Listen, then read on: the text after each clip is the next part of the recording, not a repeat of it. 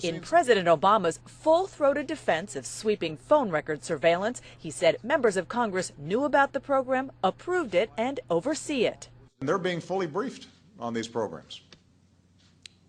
And if, in fact, there were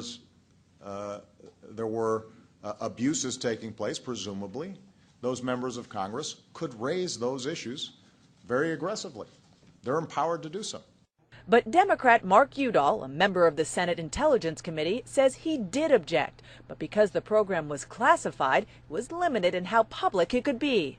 I did raise questions. You did raise questions. I went to the floor, I offered amendments, I did everything possible short of leaking, and I would never leak any material. I came out with a smaller amount of votes, but I continue to push for this.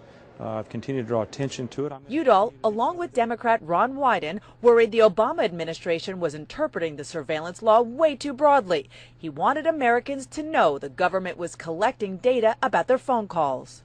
I think that we've overreached. I think that we ought to have this discussion, and we can find the right balance. But if people don't know, how do you have the discussion? Udall does not agree with the heads of the Senate and House Intelligence Committees that the secret program prevented terror attacks. The effectiveness of these programs has been trumpeted. I would suggest, based on what I know, that there are a lot of other reasons that we've thwarted terrorists. Congress did approve obtaining business records, which the NSA is using for their phone surveillance. Before senators voted, they did have a chance to learn about the secret program. 1 week before the 2011 vote, the top Democrat and Republican on the Senate Intelligence Committee sent this letter to all senators saying, "We would like to invite each senator to read this classified report in our committee spaces."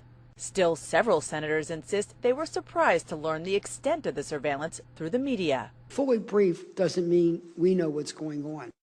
That sums up part of the problem here. Classified programs are being interpreted by the secret FISA court in ways some lawmakers did not intend. They voted to allow the government to look at business records, but didn't realize that would mean the government would take a sweeping look of millions of Americans' phone records. Dana Bash, CNN, Capitol Hill.